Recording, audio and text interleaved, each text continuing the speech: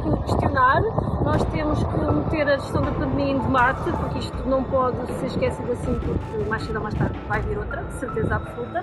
Pelo menos vão dormir sobre isto esta noite. Exatamente. E quando voltarem a ouvir falar do Tratado Pandémico, esperem, eu estive numa reunião sobre isto. Exatamente. Vamos deixarmos o alerta e espero que vocês também fiquem atentos a esta questão, a este tratado da OMS.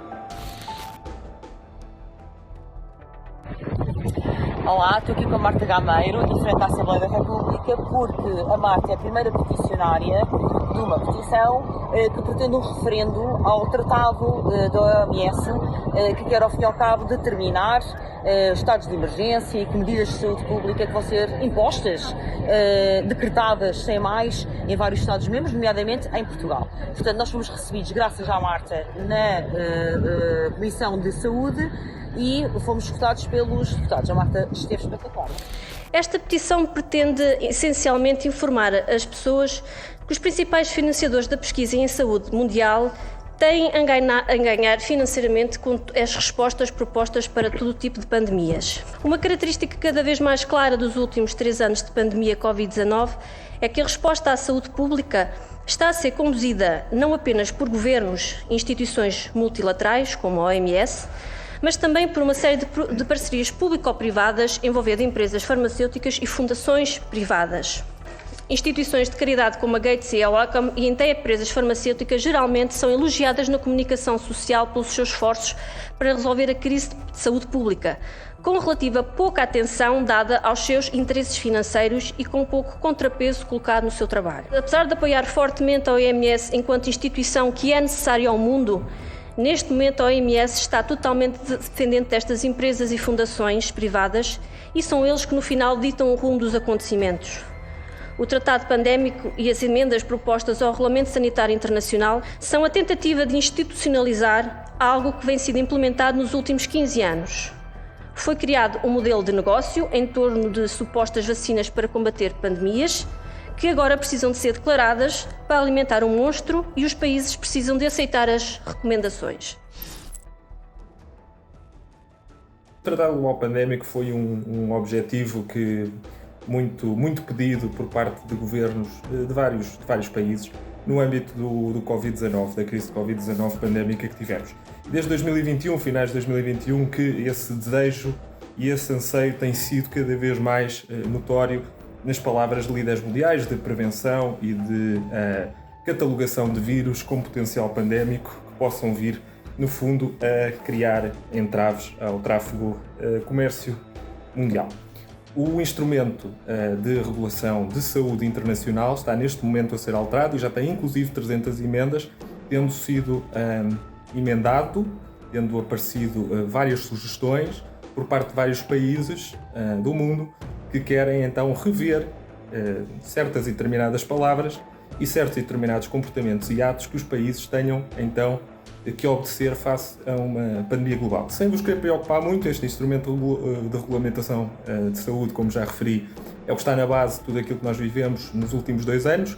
Foi ele, inclusive, o responsável por decretar então a pandemia global e é também o instrumento que, se nada for feito, vai permitir declarar pandemias, não apenas globais, mas também locais, e vai permitir que pessoas sejam inoculadas. Isto é o texto que está lá, não sou eu que estou a inventar nada.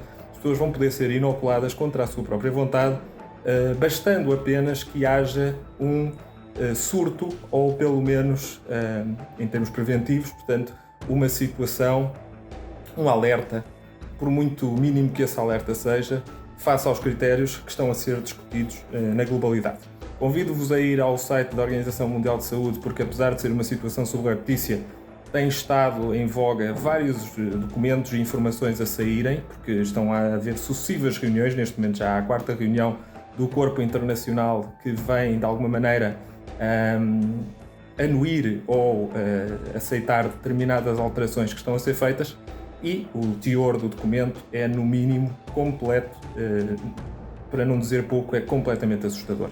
Portanto, o que eu insto as pessoas é, de facto, a perceberem o que é que está em causa, o que é que está em marcha, a verem também certas e determinadas alterações que estão a acontecer no horizonte na nossa própria Constituição e, naturalmente, a questionarmos se isto é tudo obra do acaso ou se estamos perante, então, um plano global e, de alguma forma, bastante orquestrado por instituições que, volto a frisar, não são, nem nunca foram eleitas por nós. Na semana passada, o Comitê de Revisão das Emendas expressou, no seu relatório final, sérias preocupações sobre as ditas, alegando que a OMS estaria a extrapolar as suas funções enquanto entidade que só deveria fazer recomendações. As emendas são um documento de 190 páginas, propostas por vários países. O tratado pandémico e as emendas que se pretendem aqui referendar visam tornar obrigatórias as recomendações da OMS, dando total liberdade ao diretor da OMS, que é uma escolha essencialmente política, de declarar pandemias ou emergências de saúde pública reais ou potenciais. A OMS poderá tomar decisões sem escrutínio público e sem transparência. Poderá obrigar os países a mudar as suas próprias leis, a transmitir informação nacional para outros países e a ficar com propriedade intelectual, obrigar a direcionar recursos financeiros nacionais para atividades que achem de maior importância.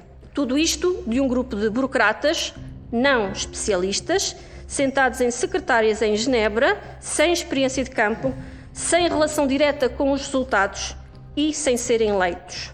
Eu gostaria que fosse perguntada, por exemplo, à doutora Marta Temido, que era na altura a delegada representante de Portugal, porque sugeriu ou apoiou ou aceitou estas emendas e se não se preocupa que sejam atentado às nossas liberdades fundamentais.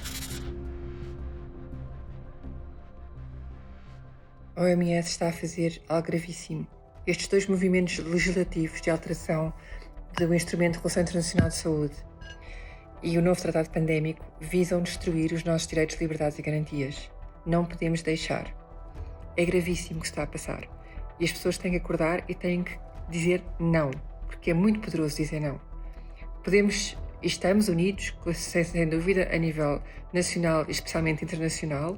Há muita gente a tentar acabar com esta palhaçada legislativa e não nos compete a nós pôr as nossas vidas nas mãos dos outros e esperar que alguém ativista lute por nós. Não é assim que funciona. Temos que ser nós. Temos que ser nós a dizer não, cada um de nós. Podemos unir-nos, mas o mais forte, aliás, não é a união. É cada indivíduo, cada um de nós, separadamente, dizer não. Porque o corpo é nosso. E, portanto, por favor, usem os vossos direitos, exerçam a vossa autonomia corporal, a vossa dignidade humana e não permitam isto. No fim do dia, isto é muito fácil de rebater. Não precisamos de nenhum movimento, nem de ir para a rua, nem de protestos, nem de demonstrações. Basta cada um de nós dizer não. O corpo é nosso e nós decidimos. É só isso. É muito simples. Porque não é a OMS que nos vai dar que tem esse poder sobre nós, não é um político português, não é o governo, não é a Direção-Geral de Saúde, ninguém. Só nós. Por favor, lembrem-se disto e não obedeçam. Não cumpram. Digam não. É muito poderoso dizer não. Queria só sublinhar aquilo que penso que será evidente para as senhoras e os senhores deputados, é que este conjunto de factos sobre este tratado que se pretende transpor para Portugal, sem mais, sem debate, sem auscultação da população, sem qualquer contraditório e alertando justamente para estes dados concretos. Quando falamos destas parcerias público-privadas a que está sujeita ao OMS, quando falamos destas portas giratórias imediatas de interesses privados de altas corporações monopolistas para altos cargos e dirigentes da OMS e, nesse aspecto, assim sendo arbitrária, porque se está subordinada a outros interesses financeiros e não apenas à questão da saúde pública, temos que chamar de forma arbitrária, pois, com certeza, são dados e elementos muito preocupantes, na nossa perspectiva, altamente lesivos dos direitos, liberdades e garantias dos cidadãos, não só no aspecto da saúde, mas quando vimos, a propósito da gestão da Covid, e esse precedente e os alçapões e as exceções que foram criadas devem-nos fazer olhar para esta situação ainda com mais cautela. Não falamos só de saúde, E, portanto, parece-nos que isto é uma matéria altamente delicada, altamente sensível e que nós peticionários, mas estamos em querer muitos outros cidadãos portugueses, não podemos aceitar de ânimo leve e pedimos a máxima atenção e zelo a vós que têm várias funções nesta casa de uma democracia, mas cuja principal é certamente serem representantes do povo português. Pronto, até ouvimos as mesmas conversas basicamente do costume, temos que confiar nas instituições, que o governo fez o melhor que pôde e nós estivemos lá a rebater, a dizer que não pode ser assim e temos que garantir que não torna tudo a acontecer outra vez e temos que pôr no mínimo os nossos deputados a pensar e basicamente era esse em si o objetivo da petição, claro. Vamos ver se há referendo ou não. Foi-nos prometido no final que pelo menos o assunto ia continuar a ser debatido, sim, que ia ser levado à Comissão de Saúde Global, portanto, que se dedica justamente a este tema.